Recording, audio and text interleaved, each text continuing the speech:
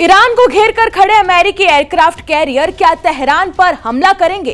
क्या शांत समंदर धमाकों की आवाज से गूंजेगा या फिर खामनेई बैकफुट पर आ गए हैं? क्या अमेरिकी जहाज को डुबोने का उनका बयान सिर्फ एक खोखली धमकी थी? दरअसल ये सवाल खामनेई के फैसले से उठने लगे हैं, जो खामनेई कल तक अमेरिका को खुलेआम चुनौती दे रहे थे, जो ये कह रहे थे कि ईरान झुकेगा नहीं, जो ये धमकी दे रहे थे कि ईरान की तरफ रुख करने वाले हर अमेरिकी की कब्र खोद दी जाएगी। आज वही ईरान अमेरिका के साथ टेबल पर बैठकर बात करने के लिए कैसे तैयार हो गया? 10,000 मिसाइलों को एक दिन में लॉन्च करने वाले ईरानी दावे को क्या अब लकवा मार गया है? क्या अमेरिका इजराइल का जो गठबंधन है उससे खामनेई की हिम्मत टूट रही है? यह सवाल इसलिए क्योंकि इस वक्त ओमान में ईरान और यूएस एक साथ एक बैठक के लिए मौजूद है।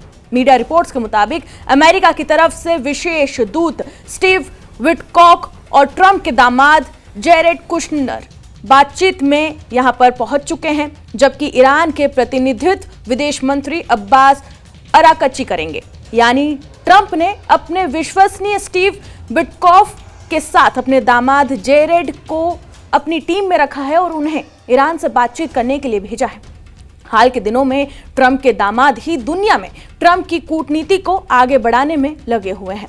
अब आप ये समझिए कि अगर तुर्की से बदलकर जगह को जो यूएस और ईरान के बीच में जो बैठक होने वाली है उसको ओमान कर दी गई है, तो आखिरकार ईरान ने ओमान को ही क्यों चुना? ये एक बहुत बड़ा सवाल है, क्योंकि पहले ये जगह तुर्की डिसाइड करी जा रही थी, लेकिन ईरान ने जगह बदलने पर मजबूर किया। ईरान ने जगह फाइनल की ओमान।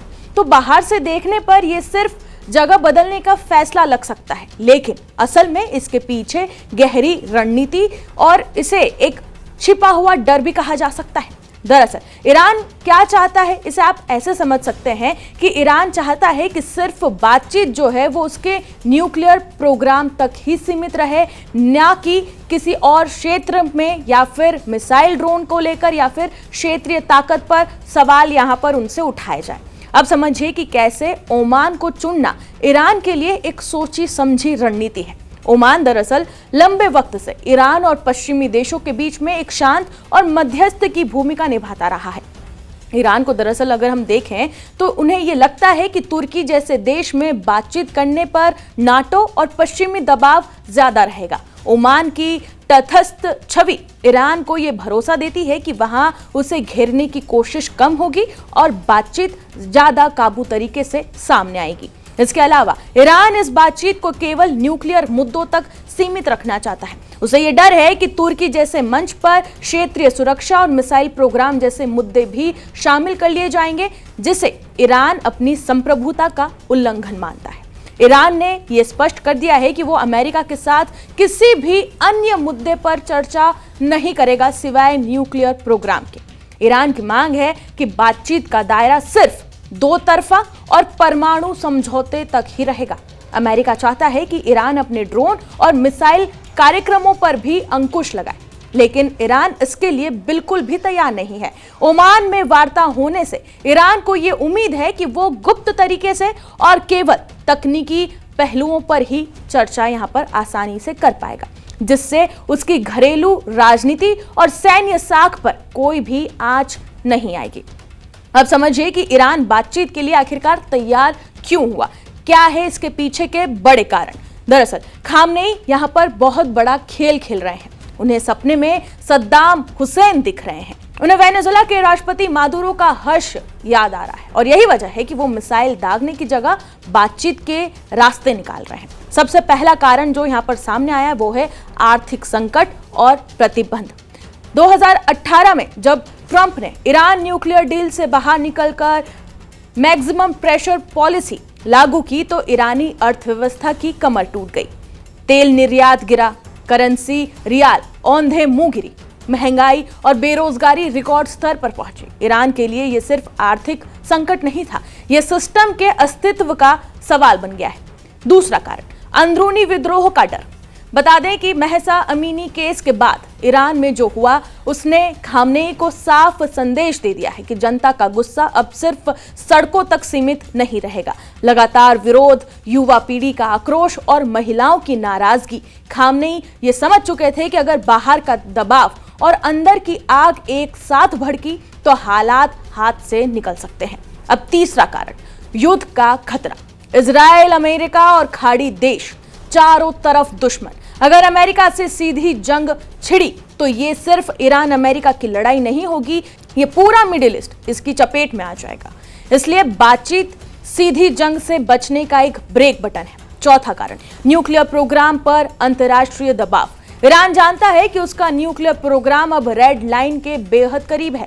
बातचीत से वो समय खरीदना चाहता है, प्रतिबंधों में ढील चाहता है और सैन्य कार्रवाई को टालना चाहता है। यानी रणनीति साफ है, बात भी करो, ताकत भी दिखाओ। लेकिन कहानी का दूसरा पक्ष और भी ज्यादा खतरनाक है। एक तरफ बातचीत की तैयारी तो दूसरी तरफ अमेरिका की सख्त चेतावनी।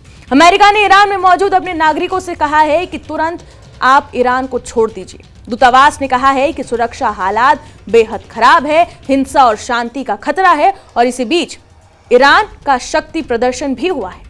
IRGC ने दुनिया के सामने पेश की है खुर्रमशहर 4 बैलिस्टिक मिसाइल, जिसकी रेंज 2000 किलोमीटर की है और warhead 1500 kilo hypersonic speed defence system को चकमा देने की क्षमता। यूरोप और पूरा इजराइल और अमेरिकी जो एयरबेस है वो इसके रेंज में है। ये सब कुछ इस मिसाइल की रेंज में है। यानी साफ संदेश, बात करेंगे लेकिन दबाव में नहीं आएंगे। अब अमेरिका की चाल को समझिए। व्हाइट हाउस ने यह साफ कहा है कि ट्रंप कूटनीति चाहते हैं, लेकिन अगर बात नहीं बनी तो ताकत का इस्तेमाल भी विकल्प है। USS अब्राहम लिंकन अरब सागर में तैनात है, ड्रोन गिर रहे हैं, समंदर में तनाव है और टेबल पर शब्दों की जंग। ये कोई मामूली चेतावनी नहीं होती। नतीजा बता दें, दोनों देश बातचीत भी कर रहे हैं, हथियार भी तान रहे हैं और इरादे टकरा रहे हैं। एजेंडा अलग अलग है और गलती की कोई गुंजाइश नहीं है। और यहाँ पर एक आखिरी सवाल ये भी खड़ा हो रहा है कि क्या ओमान की मेज इस टकराव को शांत करेगी या फिर अरब सागर की लहरें एक नई जंग की शुरुआत बनेगी? क्योंकि अगर ये टकराव युद्ध में बदला तो असर सिर्फ ईरान और अमेरिका तक नहीं रहेगा, पूरी दुनिया इसकी चपेट में होगी। आने वाले दिन ये तय करेंगे कि बातचीत जीतती है या फिर युद्ध जो है वो यहाँ पर होता है। फिलहाल इस रिपोर्ट पर आपकी क्या राय है, हमें कमेंट सेक्शन में जरूर बताएं और बाकी तमाम खबरों के लिए जुड़े रहें जी न्यूज़ के साथ।